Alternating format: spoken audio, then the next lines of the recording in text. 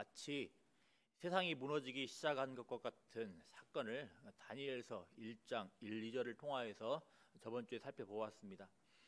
이방의 바벨론 왕 느부갓네살의 공격 앞에 유다 왕 여호야김과 하나님의 전 그릇 얼마가 느부갓네살에게 넘어간 것이었습니다.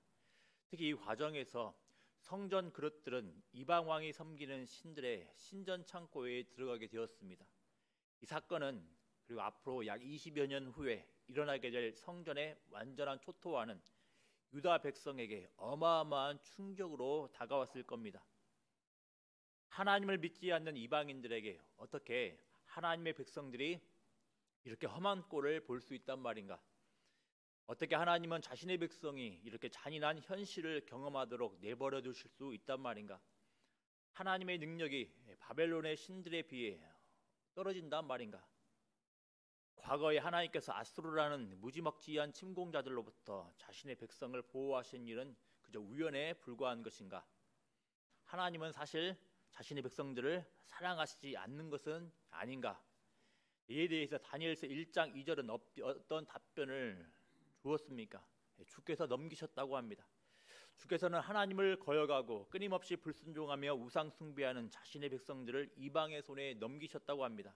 이 말은 하나님이 힘이 없으셔가 아니라 자신의 백성들을 사랑하지 않으셔서가 아니라 사랑하시기 때문에, 힘이 있으시기 때문에 하나님께서 정의의 방식으로 사랑을 나타내신 거라고 합니다. 하나님께서는 하나님의 임재를 전혀 드러내지 못하고 있는 자신의 백성들을 이방 왕의 손에 넘기신 겁니다. 그래서 하나님의 임재를 나타내는 성전을 형식적으로만 섬기는 자신의 백성들에게 정말로 중요한 것, 성전에 매이지 않으시고 언제 어디에서나 자신의 주권을 따라 행사하시는 살아계신 하나님이 어떤 분이신지 보여주셨습니다. 정리하면 유다 왕 여호야김과 하나님의 집 그릇 얼마가 이방 왕에게 넘어간 이유는 주께서 징계의 방식으로 넘기셨기 때문입니다.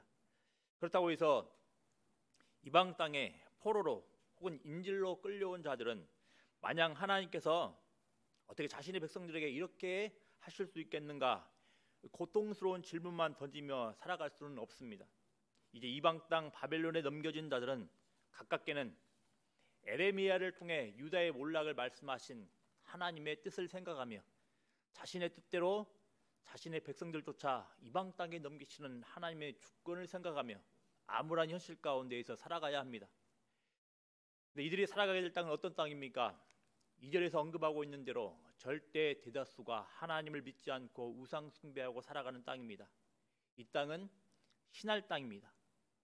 2절에 바벨론이 태동하게 된 신할 땅을 아무 다른 정보 없이 그저 신할 땅이라고 간단히 기록하고 있는 것은 아마도 창세기 11장에 기록된 바벨이 세워진 신할 땅과 연결시키기 위한 것일 수도 있습니다. 즉 느부갓네살의 손에 넘겨진 하나님의 백성이 살아갈 땅은 하나님 없이 살고자 하는 인간 정신이 가득한 세상입니다. 이제 이방 땅에서 살아가게 될 자들은 압도적인 세상의 힘 아래에서 살아가야 하는 겁니다. 아니나 다를까 오늘 본문 3절부터 우리는 이렇게 압도적인 세상을 반영하는 바벨론 왕의 기르는 방식, 세워가는 방식을 목격을 하게 됩니다. 바벨론 왕의 이런 방식은 3절, 4절에 나타나는데 자신을 위해 또 자신의 왕국을 위해 포로로 끌려온 일종의 엘리트들을 이용하는 겁니다. 아수르 제국이 상대적으로 잔인하게 피지배 국가 사람들을 다루었다면 바벨론 제국은 이렇게 정복된 주민들을 여러 가지 혜택과 더불어 교육을 제공하며 자신의 제국 안에서 일하며 자신에게 충성하는 관료로 세워가는 겁니다. 그렇지만 아무나 이런 혜택과 교육을 받으며 바벨론 제국의 관료들로 세워지지는 않습니다. 조건이 있습니다. 4절에서 이 조건을 언급을 하고 있습니다. 흠이 없고 용모가 아름다워야 한다라는 조건입니다. 이 말은 신체적으로 장애 있는 자들은 조건에서 배제되며 흠이 없다는 말은 장애 있는 자들을 의미를 하는 겁니다. 그래서 신체적으로 장애 있는 자들은 조건에서 배제되며 신체적으로 잘생겨야 함을 의미를 합니다. 어떤 기준에서 잘생겨야 하는지는 모르겠지만 여튼 이런 기준을 제시를 합니다. 또 왕궁에서 일할 만한 탁월한 지적 수준을 갖춘 자여야 한다고 조건을 제시합니다.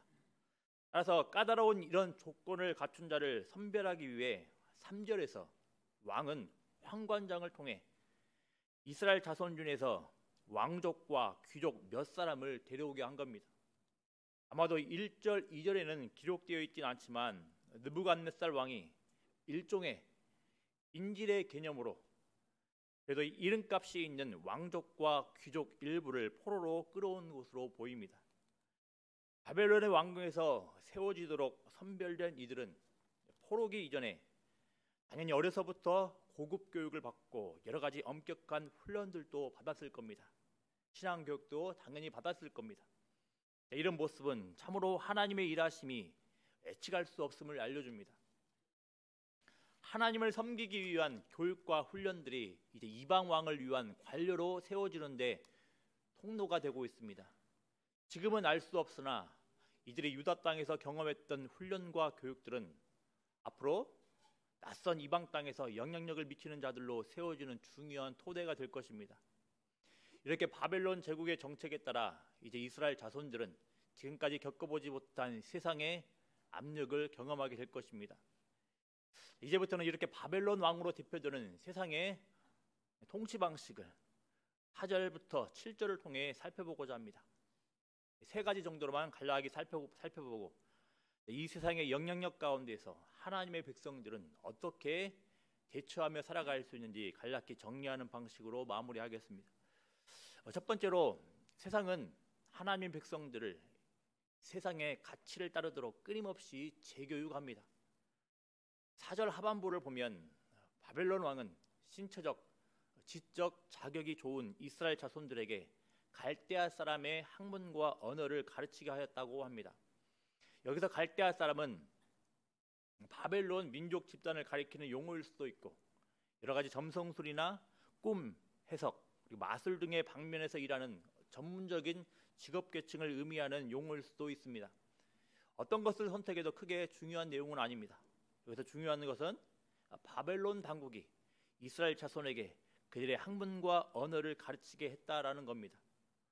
바벨론 왕궁에서 왕을 섬기고 바벨론 제국의 안녕과 부강을 위해 포로로 끌려온 이스라엘의 엘리트들을 지금 재교육하고 있는 겁니다. 잘 아시는 대로 바벨론 제국이 있었던 지역은 메소포타미아 문명으로 유명한 지역입니다. 그래서 바벨론 제국의 학문 수준은 굉장히 높습니다. 문학, 수학, 천문학, 과학 등의 수준이 굉장히 높습니다.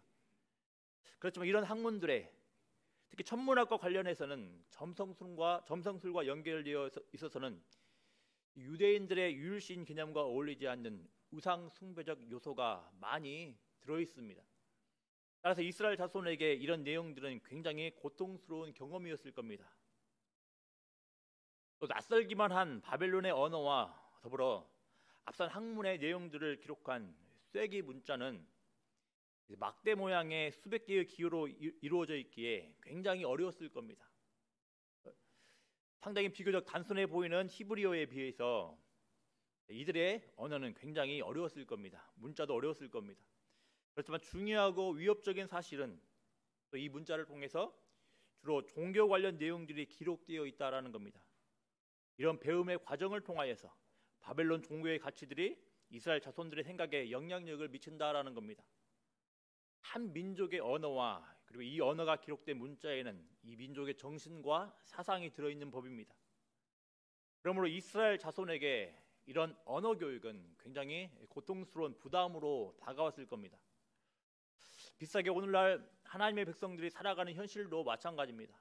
직접적으로는 하나님의 백성들의 자녀들도 이렇게 하나님을 거스르는 가치가 혼재되어 있는 혹은 이런 가치로 가득한 세상에서 교육을 받으며 살아갑니다. 우리 자녀들이 배우는 학교의 여러 가지 학문들에는 전형적인 인본주의적 가치로 가득합니다. 우리에게는 하나님이 이 세상과 인간을 창조하셨다는 당연한 진리가 학교의 학문들에서는 당연한 것처럼 통용되지 않는 경우가 굉장히 많습니다. 문제는 비단 학교에서뿐만 아니라 우리 자녀들이 언제 어디에서나 세속주의적 가치관, 인본주의적 가치관들을 그대로 흡수하게 하는 통로가 굉장히 많이 깔려 있다라는 겁니다.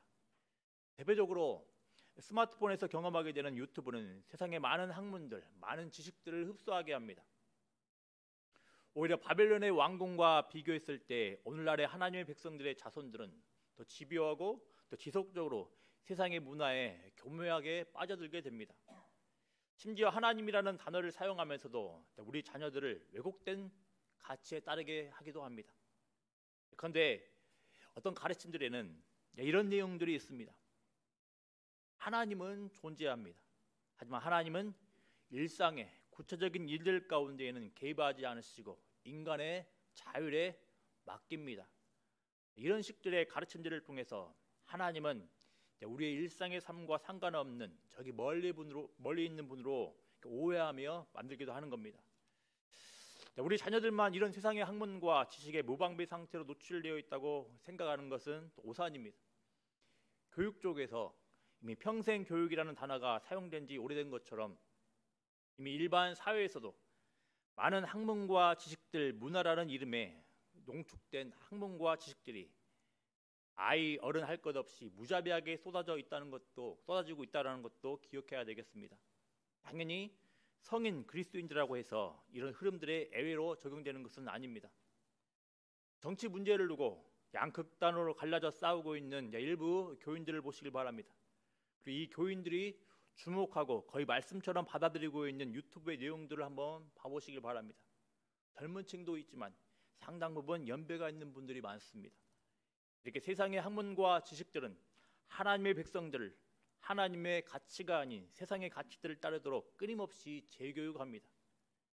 그럼 이런 세상의 강력한 재교육 앞에서 그리스도인들은 어떻게 반응해야 하겠습니까? 어떻게 반응해야 하는지는 나중에 다루기로 하고, 먼저 세상은 이렇게 하나님의 백성들을 교묘하게 그리고 대놓고 교육을 하기 때문에 이런 현실을 엄중하게 무게 있게 받아들여야 하겠다는 선에서 정리를 합니다. 두 번째로는 세상을 주로 왕으로 섬기도록 압박하고 유혹을 합니다. 5절을 보면 이렇게 바벨론 왕궁의 관료로서 세워지도록 선별된 이스라엘 자손들은 먹을 것도 아무 것이나 먹어서는 안 되었습니다. 왕의 음식과 그리고 왕이 마시는 포도주에서 날마다 쓸 것을 3년 동안 먹고 마셔야 했습니다. 이 음식과 포도주를 두고서는 여러 가지 의견이 있습니다. 그중 대표적으로는 이 음식과 포도주는 바벨론의 신들에게 바쳐진 것들이라는 겁니다. 그러니 다음 시간에 살펴보겠지만 다니엘과 세 친구들은 이 음식과 포도주가 우상 숭배를 위해 바쳐진 것이기에 자신들을 더럽힌다고 생각을 했다라는 겁니다. 그렇지만 다른 의견도 있습니다. 저는 개인적으로 이 의견에 동의를 합니다. 고대 세계 누군가와 식탁에서 함께 음식을 먹는 것은 양 당사자가 언약 관계에 있음을 보여줍니다. 이런 관점에서 5절에서 왕이 지정한 음식과 포도주가 이스라엘 자손에게, 특별히 왕족과 귀족에게 주어졌다라는 것은 음식을 하사한 왕은 이스라엘 자손에게 주가 되고 이스라엘 자손은 신하가 되는 관계를 보여주는 겁니다. 이 사실은 이 음식과 포도주를 먹고 마시는 이스라엘 자손이 바벨론 왕에게 충성하는 신하임을 보여주는 겁니다. 이렇게 음식과 포도주를 먹고 마시는 것은 이스라엘 자손이 바벨론 왕을 철저하게 의존하고 있는 자임을 보여주는 겁니다. 당연히 이런 관계를 통해서 이스라엘 자손들은 바벨론 왕에게서 세상에서의 안전과 안정을 보장받는다는 압박을 받는 겁니다. 너희들이 먹고 마시는 모든 것은 너희들이 섬기던 이스라엘의 신이 아니라 이 이스라엘의 신을 패배시킨 내가 주는 것이다. 내가 너의 궁극적인 안정과 안보를 보장한다. 그러니 나에게만 충성을 하라. 나만을 의존하라. 이런 의미가 깔려있는 것으로 보입니다. 이렇게 세상은 하나님의 백성들에게 이 세상에 필요한 것들을 제공한다면서 세상을 왕으로 섬기며 살도록 유혹하고 압박합니다. 지금도 동일합니다. 세상은 하나님의 백성들을 향해서 끊임없이 유혹하고 압박합니다. 너희들이 먹고 마시는 것을 보라. 이 모든 것이 누구로부터 오느냐? 세상으로부터 오지 않느냐? 어디 한번 실컷 네가 그토록 좋아하는 하나님께 충성하고 하나님을 의지해봐라. 한번 주변을 돌아보라. 세상을 돌아보라. 너희가 그토록 예배하던 하나님이 너희에게 무엇을 해주었느냐? 너희들이 이런 상황에 내몰리도록 너희 하나님은 도대체 어디에 있었느냐? 이번 항목은 이제 다음 시간에 더 구체적으로 살펴보기에 이쯤에서 이번 항목은 정리합니다. 세 번째로는 세상은 하나님의 백성들의 정체성을 희미하게 합니다. 6절을 보면 앞선 이스라엘 자손들이 누구인지 이름이 나옵니다. 이들의 이름은 각각 다니엘, 하나냐, 미사엘, 아사랴라고 나옵니다. 다니엘의 이름은 하나님은 심판자이시다라는 뜻이고, 하나님의 이름은 여호와께서 은혜로우시다. 미사엘의 이름은 누가 하나님과 같은가, 그리고 아사랴는 여호와께서 나의 도우시는 분이시다라는 의미들을 각각 갖습니다. 그런데 실제를 보면 이렇게 하나님과 관련된 이름을 가진 자들의 이름을 환관장이 고쳤다고 합니다. 환관장은 다니엘의 이름을 벨들사살, 하나냐는 그리고 사드락, 미사엘은 메삭, 아사랴는 아벳느고로 각각 고쳤다고 합니다. 왜 이름을 고쳤습니까? 고쳐진 이름을 보면 그 의도가 나옵니다. 다니엘의 고쳐진 이름은 벨드사살입니다. 또 아사랴의 고쳐진 이름은 아벳느고입니다. 여기서 벨은 바벨론의 신의 이름입니다. 또 아벳느고는 바벨론의 신 중 하나인 느고의 종이라는 의미를 가집니다. 이렇게 정확하게 모든 이름들의 온전한 뜻은 확실치는 않으나 아마도 고쳐진 이름을 가지고 바벨론에서 살아가는 자들이 하나님이 아니라 바벨론 신들에 의해 좌우됨을 가르쳐주기 위함일 겁니다. 이 사실은 하나님과 관련된 이름을 가지고 하나님 백성으로 살아가는 정체성을 희미하게 하려는 의도가 있음을 알려줍니다. 지금도 세상은 하나님의 백성들이 하나님 백성과 관련된 정체성을 잊어버리도록 새로운 정체성들을 심어주려고 노력들을 합니다.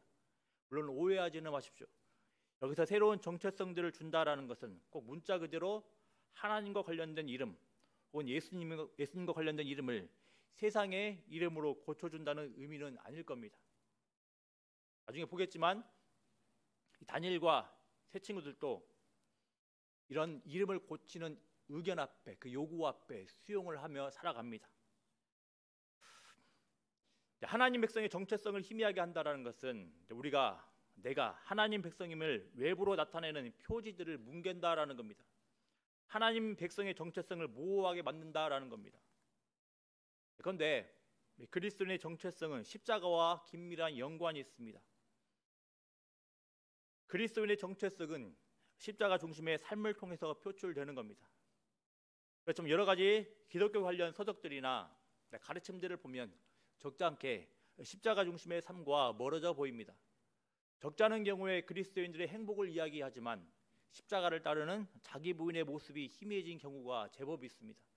이런 경우 분명 하나님 백성의 정체성, 그리스도인의 정체성이 희미해졌다고 봐야 할 것입니다.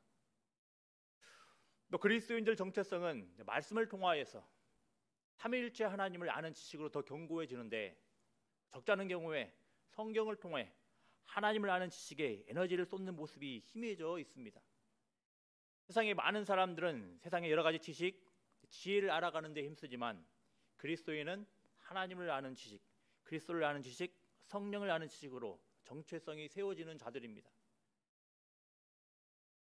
제 딸 이름이 하지입니다. 하지. 이름의 뜻은 제가 지은 건데 하나님을 알아가라입니다.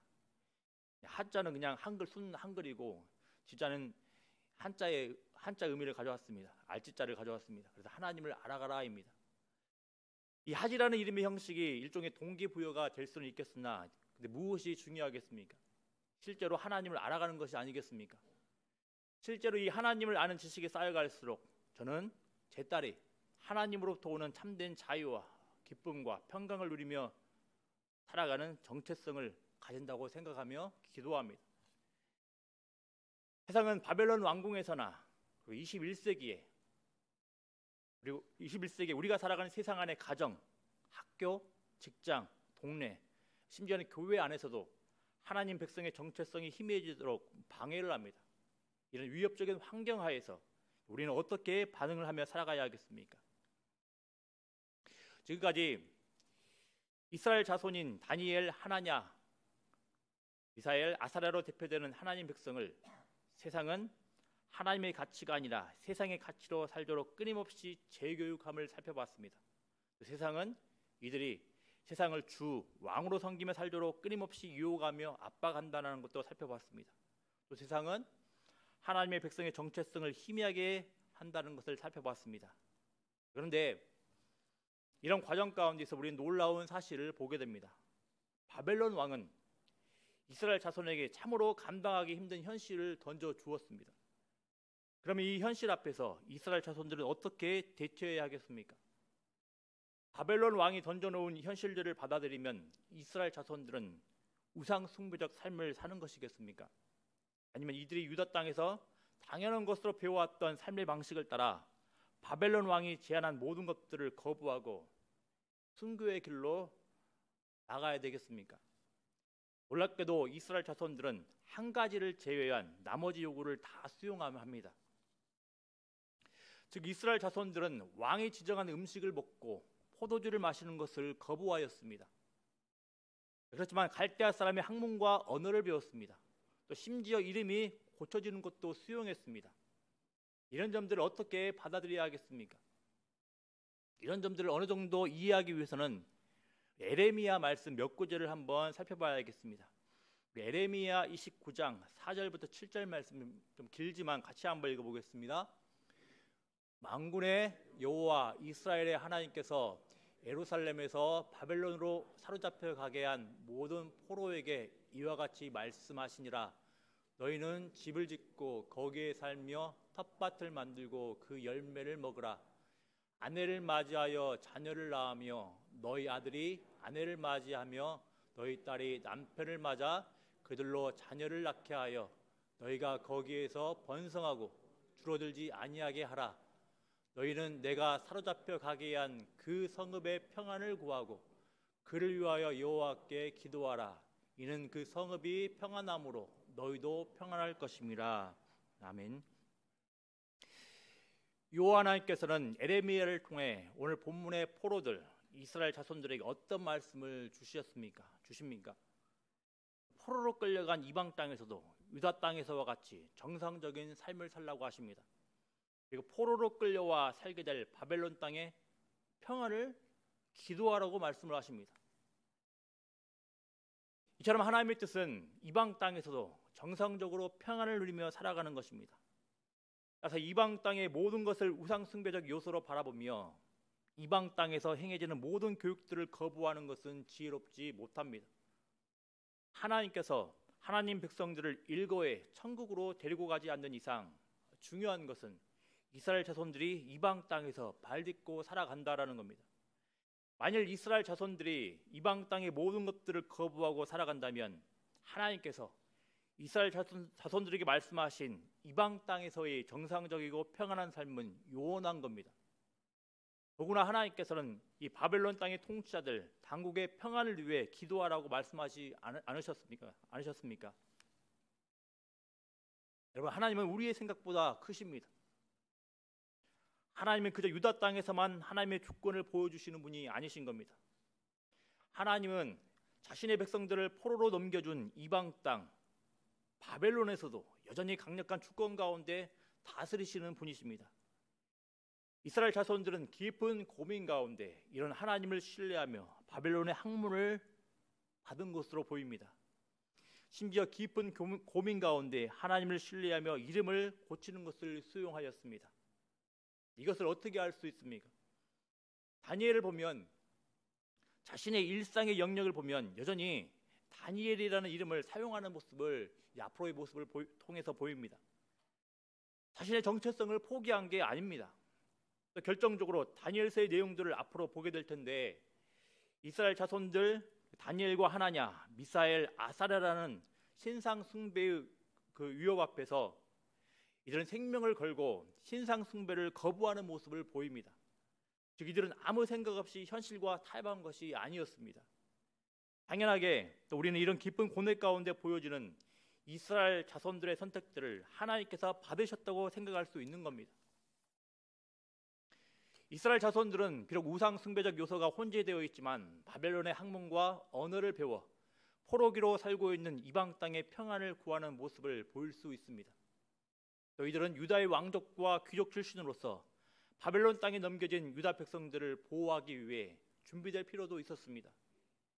이들은 이 이방 땅에서 바벨론의 궁정과 바벨론 땅에서 참된 신은 바벨론의 신들이 아니라 이스라엘의 하나님임이 증거되기 위해 세움받고 준비된 자들입니다. 사실 예수님 시대도 비슷한 양상이었습니다.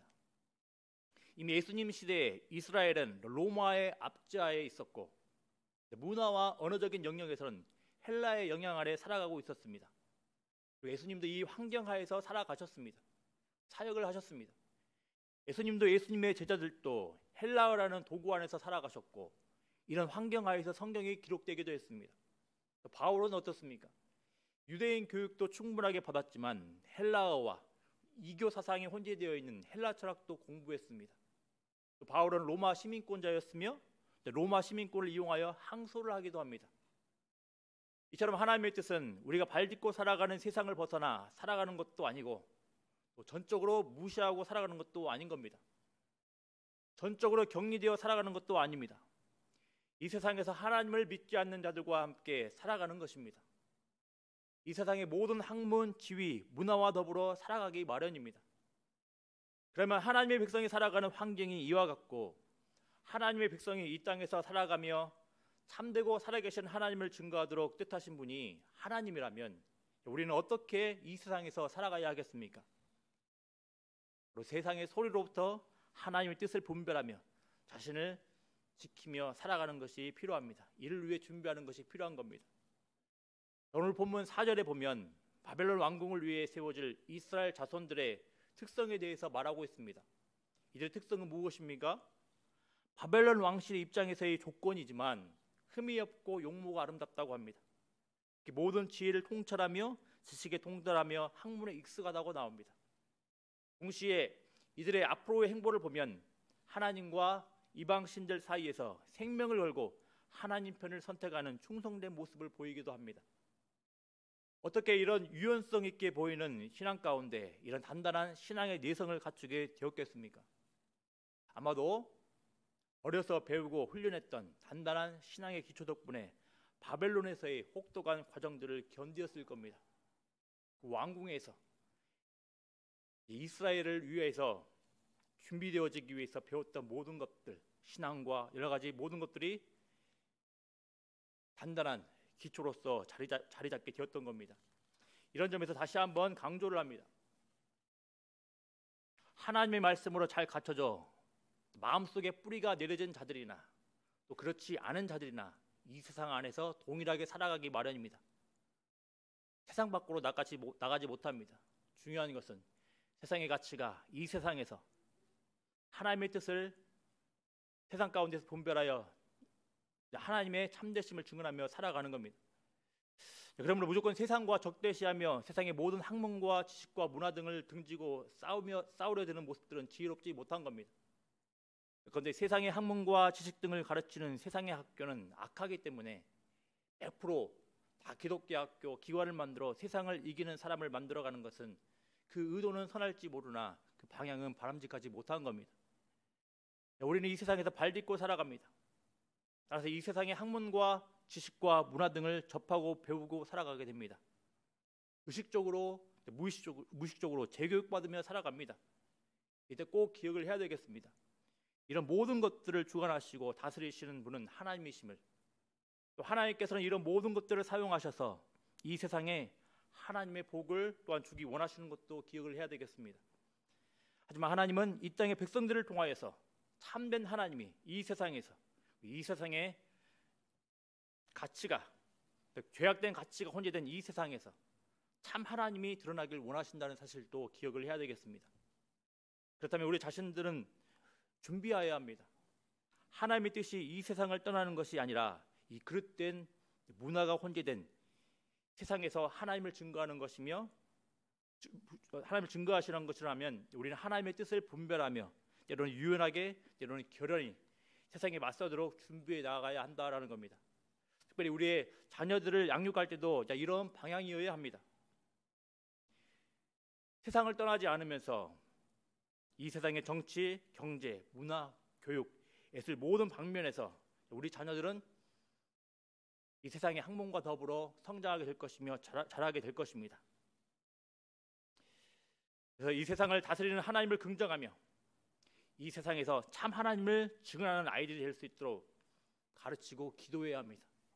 이런 우리 아이들이 되기를 위해서 기도해 주시고, 특별히 우리 광주 영광교회 아이들이 이 세상 가운데에서 이 세상의 학문을 하나님의 말씀에 근거해서 잘 분별하여서 하나님의 뜻을, 살아계신 하나님을, 참되신 하나님을 증거하는 복된 은혜가 있기를 기도합니다. 찬양하겠습니다.